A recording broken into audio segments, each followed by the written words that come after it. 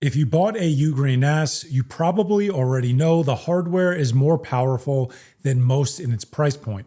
UGOS is a solid OS for most people, but it's not the only option. And depending on what you want out of this box, it might not be the best option for you.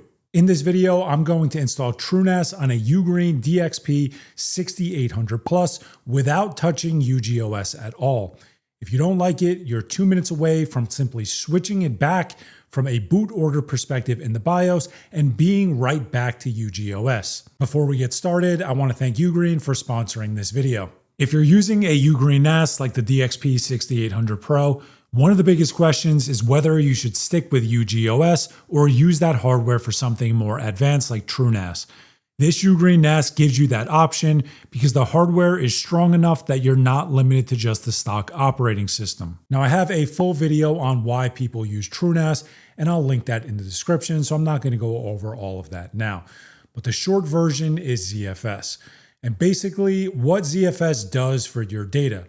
You get bit rot protection, so TrueNAS is constantly verifying your data hasn't had any silent corruption. You have native snapshots that are fast, granular, and don't eat up storage space. You get replication that actually works at a level that UGOS doesn't really provide. And to be honest, you just generally get better control over everything. And that's really the main reason people install TrueNAS on a UGREEN NAS like this. UGOS is a good operating system and offers a more traditional plug-and-play experience with simpler setup and management, but TrueNAS gives you access to ZFS. Now, to be clear, UGOS is the right call for a lot of people. If you just want a plug-and-play NAS device, if you want to use the UGOS mobile application, or if you don't want to manage a more complex system, I think you should stick with UGOS. And I genuinely believe that. Don't make this more complicated than it needs to be. But if you want to try and push your hardware a little further, then TrueNAS will potentially be a good option. Now, here's the part that is going to remove a lot of the fear in this. You don't have to give up UGOS at all to try TrueNAS. You can install TrueNAS on a separate NVMe drive without replacing the UGOS drive at all. That means your UGOS boot drive stays completely untouched. And if TrueNAS isn't for you, you can go into the BIOS, change the boot order, and you're right back to UGOS exactly as it was. So while this is not a permanent decision, there is one catch. Your storage drives will get reformatted when you create the ZFS pool. So don't go into this with data that you need on them. The UGOS operating system will be fine, but those hard drives, as soon as you format it to be used with a ZFS pool, will lose all of their data. So in a perfect world, you'd use either separate drives if you had them, or you'd be entirely sure that you want to move to TrueNAS. And this is not a replacement for backups, so ensure you have all of that data backed up before even considering all of this. So here's a quick list of what you need before you get started. You need an NVMe M.2 drive for the TrueNAS operating system. You don't need anything special. A cheap 128 gig drive is fine. That's what we're going to use for the boot drive. You also need a USB drive with at least 16 gigs of storage for the installer. I think you can get away with 8, but 16 is the safe choice. Those are the only two things you need, and then at that point, you just need a way to flash the operating system onto that USB drive. In order to do that, head over to TrueNAS.com and download TrueNAS Community Edition. That's the new name for TrueNAS Scale. Make sure that you don't download TrueNAS Core. That is the older FreeBSD based version, and it's not where active development is currently happening on the IX system side for TrueNAS.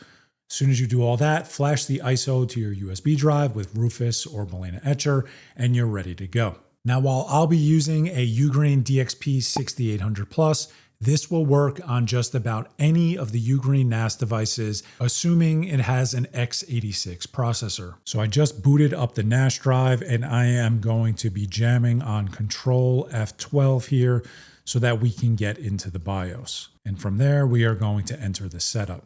So there's a few things that we have to change here. And the first is that we have to turn off Watchdog. If you don't disable this, every 180 seconds, it will automatically reboot the system to be able to get into UGOS. If you ever switch back to UGOS in the future, you want to make sure you come in here and enable this again. It's not going to hurt to keep it disabled, but it's set up this way, so you might as well put it back. So there's a few more things that we have to do here. And the interesting thing that you're going to see here is we only have one option set for boot.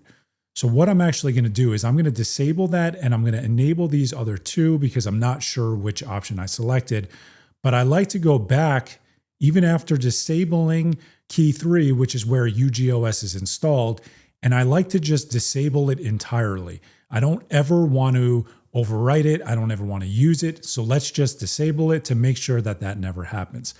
Outside of here, the other thing that we're going to do is we are going to change the boot order to use our USB drive. And then I'm going to change this to hard disk because that should allow us, even though it says hard disk, it should allow us to boot from the NVMe drive that we installed TrueNAS on right after this. So we're going to save these changes and reset everything. And when we reboot into this, we should get brought into our USB installer, which will then allow us to install TrueNAS. So with all of that done, we are going to start the TrueNAS installation here. Now I'm using a GL-iNet Comet KVM so that I could access and display all this. I really like this device. I'll leave a link to it in the description. Okay, so we are going to install, and this is the one thing that you have to make sure. So these are all of my hard drives here, but this is the NVMe drive. Now, if you did not disable the UGOS boot drive like I did, you would see a second option here. You got to make sure you don't install to that if you don't want to overwrite UGOS. But this is the one that we want to install to. So I am going to select OK. It's going to erase everything. That's fine. I'm going to use the administrative user and I'll give it a password. All right, so TrueNAS was installed successfully. We're going to click OK, and then we're going to reboot the system. Just make sure that you remove the USB drive. So I did that, and we are now booting into TrueNAS.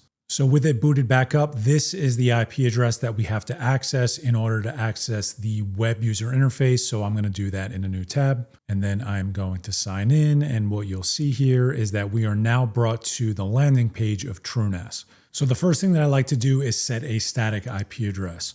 So generally the better place to do that is on your router by setting a DHCP reservation. So that's where I'm going to do that.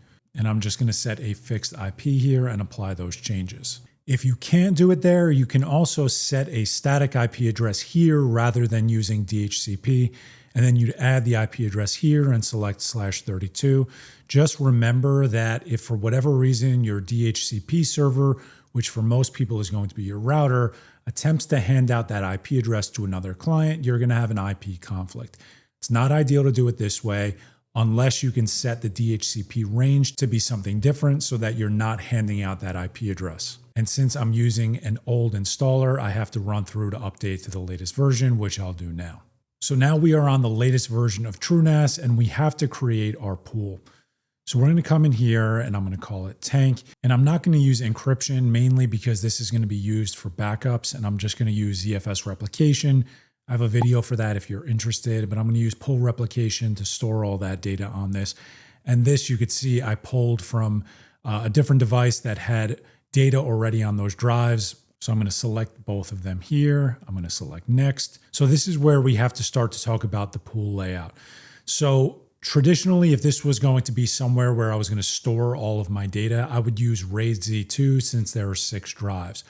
Since this is going to be used for backup purposes though, I'm going to use RAID Z1 because this is going to be a complete backup of data that already exists.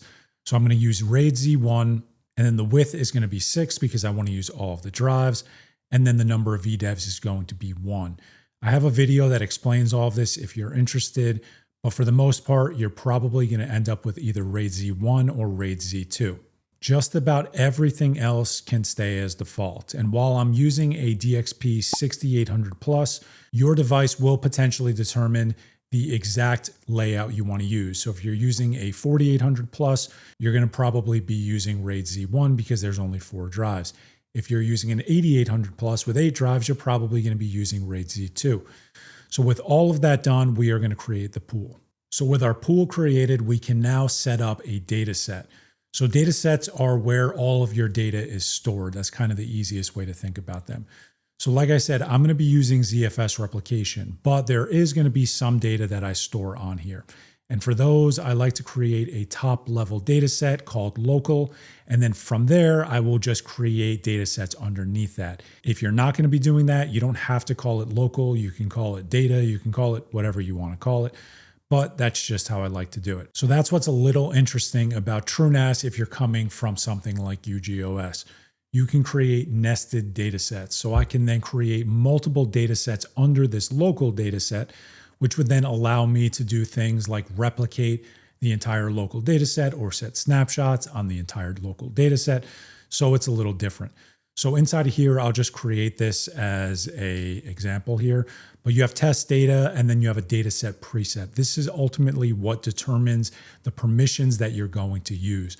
I have a full video on ZFS permissions. I cannot go over it here because it is a little more complex than it is for most other NAS operating systems. But generally, for an SMB share, you're going to be using the SMB dataset, and then you can use NFS v4 ACLs to set permissions. Again, that video goes over the entire process, but that's exactly how you can do it. So as you can see, as soon as you set up a dataset that uses SMB, it will ask you to start the SMB service, so you can then start it. So at this point, we have our two data sets here, and technically you can access the share, but you need to create a user in order to do that. So inside of the credentials section here, we're going to go to users. Now, TrueNAS admin, this is a local administrator. In a perfect world, you wouldn't even use this TrueNAS admin account. You'd set up a separate admin user. That's something that I'd recommend you do, but I'd recommend you only use that admin user to access TrueNAS. Inside of here, we're going to set up a regular ordinary user, and we're going to give it SMB access. We're not going to give it TrueNAS access. So we're going to set a password, and then you can come in here and set all of this if you want. But the key here is that what you can see is the group that it creates is a new primary group.